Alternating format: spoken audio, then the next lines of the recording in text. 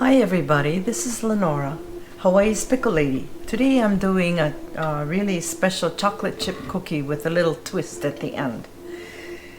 First of all, I'm going to show you, these are all the ingredients, but to 4 cups of flour, I add some baking soda, which is 4 teaspoons, 4 teaspoons of baking powder, 1 teaspoon of salt. So these are the dry ingredients, and you just mix it all up. Now I usually use a Cuisinart mixer, but because this has so many ingredients, it's hard to mix. Sorry, that's a dog, or the dogs. And here I have a Blendtec, which I like better than the Vitamix because you don't have to mix it up and have that plunger down. It just, from the bottom up, it just blends. So this is 5 cups of oatmeal, and I've ground it up, and it only took seconds to grind up. I'm using my hand, they're clean, because like I said, the mixer would have a hard time mixing all of this. So I have a big bowl, and I have 1 pound of butter, or 2 cups of butter. And it's very soft. So when you bake, you have to let the butter sit out for a few hours so it's nice and soft. Otherwise, you have a hard time. So always butter first, cream it. And I have here brown sugar, 2 cups of brown sugar, 2 cups of white sugar. Mix it all up, cream it up.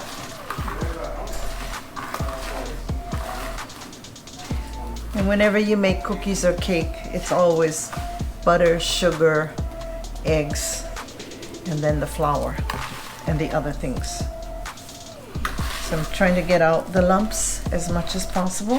And if you ever have brown sugar and it gets hard on you, don't worry. All you have to do is put a wet paper towel in it and let it sit for a day or so, and it'll magically come very soft. The brown sugar gives it a nice taste. There's 4 eggs and vanilla, which is 2 tablespoons of vanilla. Just mix it all up. I remember starting out as a young girl, I never had a mixer. I had to do everything by hand, and that took some time. But thanks to my cousins, they came by one day and brought me a little hand mixer. So that was really nice. Okay, now the eggs are well beaten with the sugar and the vanilla. Now I'm going to put the dry ingredients, which I've mixed up really well. Mix it up. I think everybody loves chocolate chip cookies. They're so delicious. And this is a nice recipe. It makes quite a bit. But when you have a big family, it doesn't last long. Okay, now I'm putting more of the dried mixture. You don't want to put it all in, then it'll all get messy and it'll clump up. You want it nice and smooth. So this is a good recipe if you have young kids. They can help you measure, pour, depending on the age. And they can also learn to mix even by hand. Okay, now the rest of the flour goes in.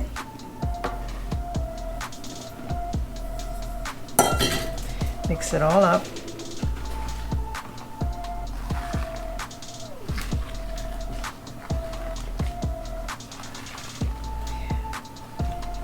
And then the next thing will be the oatmeal.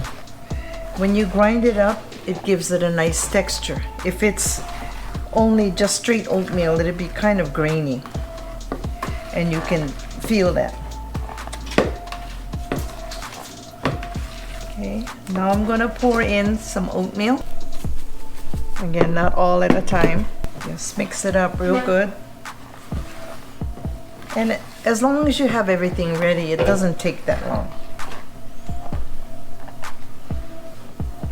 Okay, now I'm going to pour in more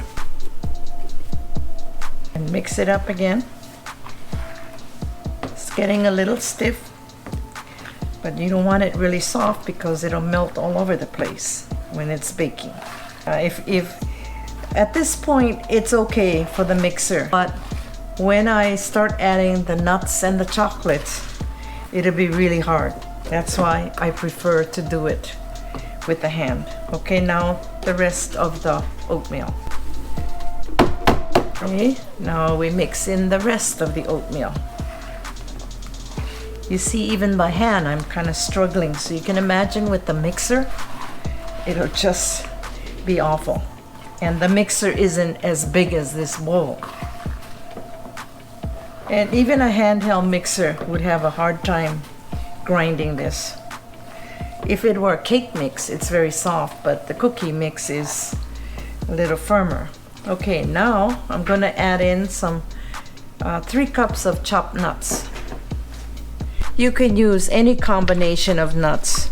I have here some walnuts and some pecans, but any kind of nuts are okay. Now 3 cups sounds a lot of nuts, but it makes it really nice and crunchy. You can put less if you like.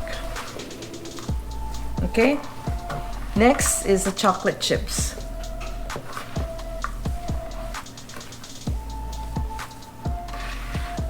Okay, I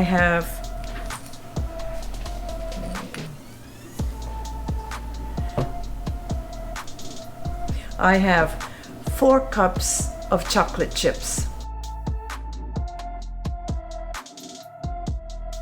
Chocolate chips come in 12-ounce bags, so I had 2 bags. So that's a 12-ounce bag equals to 2 cups. So therefore, you have 24 ounces of chocolate chips. And the chips is what makes it delicious. See how hard it is? The mixer would just be difficult to mix, or even a handheld mixer. So you gotta do this by hand. Now to make it even more special, we're adding a 7 or 8 ounce bar of chocolate candy, and I've cut it into small pieces. So this is the extra special thing. We're gonna add it to the batter. See how hard it's getting to mix now? But it only takes a few seconds and then we'll be done.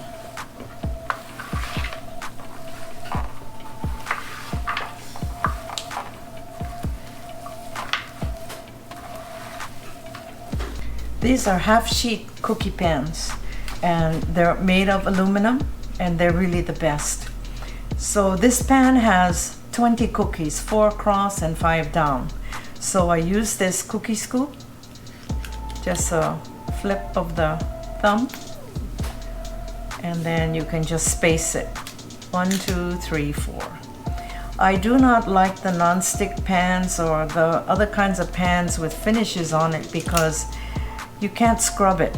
Whereas an aluminum pan, you have stuff sticking to it, you can scrub it very easily. And it always stays nice.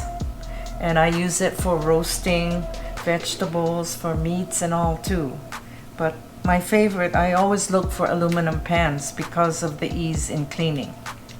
So this is how it is. This will make several pans. Like I said, it's a big recipe.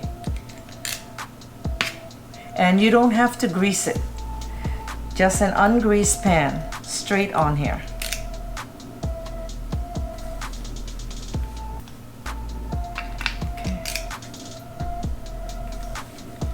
Okay, we keep on going, and sometimes I just kind of push it together.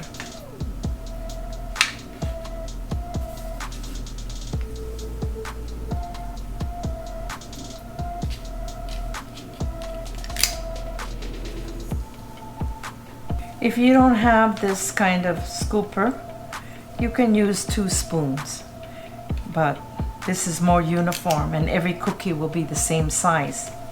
Especially if you're selling them or you're giving them away, it looks nicer.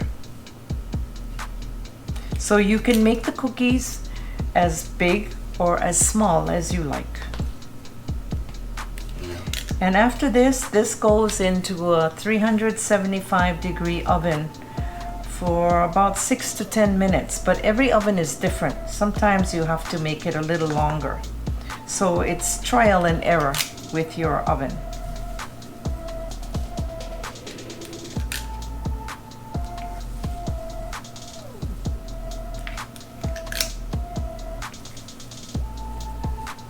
Good way to get your kids involved.